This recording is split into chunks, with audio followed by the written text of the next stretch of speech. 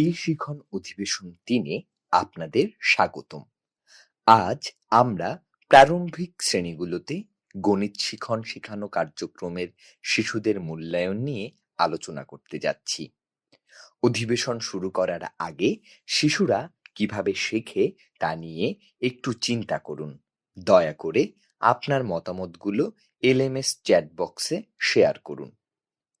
ছোট শিশুরা কিভাবে গণিত শেখে? প্রথমে আসুন ফিরে দেখি অল্প বয়সে আমরা কিভাবে গণিত শিখেছিলাম। এ বিষয়ে আমরা আমাদের ভাবনাগুলো ঝটপট আমাদের নোটবুকে লিখে ফেলি। কুইক লেখা হচ্ছে নিজের চিন্তা ভাবনাগুলো নোটবুকে দ্রুত লিখে ফেলার একটি সুযোগ, যাতে নিজের মাথায় আসা ভাবনাগুলো হারিয়ে না যায়। আপনি স্বতঃস্ফূর্তভাবে লিখতে পারেন এবং আপনার আনুষ্ঠানিকভাবে লেখার বিষয়ে চিন্তা করার দরকার নেই, কারণ আপনার লেখা অন্য কেউ পড়বে না। আপনি অল্প বয়সে নিজের গণিত শেখার অভিজ্ঞতাগুলো একটু ভেবে দেখুন। ১. আপনার শিক্ষকগণ কি ধরনের কৌশল প্রয়োগ করতেন? শিক্ষার্থী হিসাবে আপনি কি তৎপরতায় অংশ নিতেন? ২. একটি সাধারণ গণিত শ্রেণী কেমন ছিল? ৩. আপনার গণিত শিক্ষার কোন দিকগুলি ইতিবাচক বা সফল ছিল এবং কোন দিকগুলি নেতিবাচক বা অসফল ছিল? ৪. আপনি নিজের গণিত শেখার অভিজ্ঞতাটি কেমন অনুভব করেছেন? আপনার উত্তরগুলো দ্রুত এলএমএস চ্যাট বক্সে শেয়ার করুন। মনে রাখুন, একটি দল হিসেবে আমরা গণিত শিক্ষার সাথে অনেক অভিজ্ঞতা অর্জন করেছি। শিক্ষকরা যেভাবে শিখেছিলেন তাদের সেভাবেই শেখানোর একটা প্রবণতা থাকে। সুতরাং গণিতের শিক্ষার্থী হিসেবে আমাদের অভিজ্ঞতার প্রতিফলন করা গুরুত্বপূর্ণ। এখন আমরা যে প্রথম অ্যাক্টিভিটিটা প্র্যাকটিস করতে যাচ্ছি সেটি হচ্ছে অ্যাক্টিভিটি ১, প্রশ্ন করার দক্ষতা। আমরা এখন মুক্ত ও বদ্ধ প্রশ্ন নিয়ে আলোচনা করতে যাচ্ছি। মুক্ত প্রশ্ন নিয়ে আসা একেবারে সহজ কাজ না। আমরা এখন আমাদের নিজস্ব প্রশ্ন লেখার অনুশীলন করতে যাচ্ছি। আপনি লেভেল ২ এর গণিত শিক্ষক নির্দেশিকা থেকে একটি নির্দিষ্ট পাঠে এলএমএস চ্যাট বক্সে গ্রুপে কাজ করবেন। আপনি দেখুন এবং এই পাঠের বিষয়ে সম্পর্কে জানার জন্য ৩টি উন্মুক্ত প্রশ্ন চিন্তা করুন। মনে রাখবেন যে একটি উন্মুক্ত প্রশ্নের একাধিক সম্ভাব্য উত্তর থাকে এবং তা ঘটনা বা প্রক্রিয়া স্মরণ রাখার উপর নির্ভর করে না। আপনি খোলা এবং বদ্ধ প্রশ্নের উদাহরণের জন্য করার জন্য শিক্ষক সহায়িকা লেভেল ২ এর পাঠ ১৫ পৃষ্ঠা ১৭ এর উপর প্রশ্ন করতে পারেন বা আপনার পছন্দমতো পাঠ নির্বাচন করতে পারেন।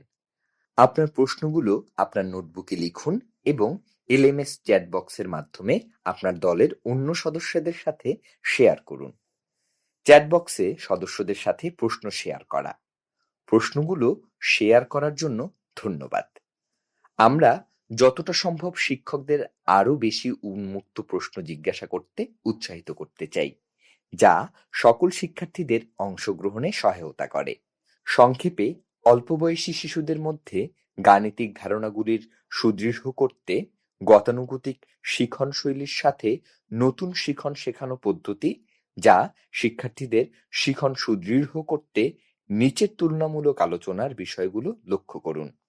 আপনার কোনো প্রশ্ন আছে কিনা তা দেখার জন্য কয়েক মিনিট সময় নিন। যেহেতু আমরা একটি অ্যাক্টিভিটি শেষ করেছি, এখন আমরা ট্রেডিশনাল বনাম নতুন পদ্ধতিতে গণিত শেখানোর অন্য একটি অ্যাক্টিভিটি নিয়ে চলে যাব। ট্রেডিশনাল পাঠদান পদ্ধতি। শিক্ষার্থীরা প্রত্যেক ধরনের সমস্যার জন্য একটি একক নির্ধারিত পদ্ধতি বা অ্যালগোরিদম ব্যবহার করে। শিক্ষার্থীরা একা কাজ করে। পেন্সিল এবং কাগজ এবং চকবোর্ড একমাত্র সরঞ্জাম। গণিত যোগাযোগে সংখ্যা এবং প্রতীক লিখে দেওয়ার মাধ্যমে করা হয়। ফোকাস থাকে সঠিক উত্তর পাওয়ার দিকে। শিক্ষার্থীদের যতটা সম্ভব সমস্যাগুলি সম্পূর্ণ করা উচিত এবং দ্রুত শিক্ষাক্রমের বিষয়গুলো শেষ করার দিকে গুরুত্ব দেওয়া হয়। নতুন ধারায় গণিত পাঠদান পদ্ধতি। শিক্ষার্থীরা একাধিক কৌশল ব্যবহার করে এবং সমস্যা সমাধান, যুক্তি এবং গণিতকে বাস্তব জীবনের সাথে সংযুক্ত করার উপর জোর দেওয়া হয়। শিক্ষার্থীরা বিভিন্ন রকমের দলে কাজ করে, স্বতন্ত্রভাবে, জোড়ায়, ছোট দলে এবং পুরো ক্লাস হিসেবে। কাউন্টার, ইন্টারলকিং কিউব, কাঠি, পাথর এবং স্কেলের মতো বিভিন্ন ধরনের শিখন শেখানো উপকরণ ব্যবহার করা হয়। গণিত লিখিতভাবে উপস্থাপনের পাশাপাশি আলোচনার মাধ্যমে, ছবি ব্যবহার করে, চিত্রের মাধ্যমে এবং বাস্তব উপকরণের মাধ্যমে তুলে ধরা হয়। গাণিতিক ধারণাগুলি বুঝতে পারা এবং যৌক্তিকভাবে সঠিক উত্তরগুলো পাওয়ার দিকে জোর দেওয়া হয়। শিক্ষার্থীদের নতুন ধারণাগুলিতে যাওয়ার আগে বর্তমান ধারণাগুলি বোঝা উচিত। শিক্ষার্থীরা কিভাবে শিখছে তা নির্ধারণের জন্য নিয়মিত মূল্যায়নের উপর জোর দেওয়া হয়। যেহেতু আমরা 2টি অ্যাক্টিভিটি শেষ করেছি, এখন আমরা অন্য একটি অ্যাক্টিভিটি করতে যাচ্ছি। শিখন শেখানো উপকরণ অনুসন্ধান ও ব্যবস্থাপনা।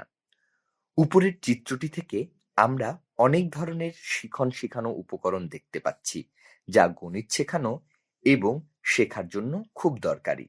চলুন ছবির শিখন শেখানো উপকরণগুলো দেখা যাক। আমরা আমাদের শিখন কেন্দ্রের বাস্তব উপকরণগুলো ব্যবহার করতে পারি।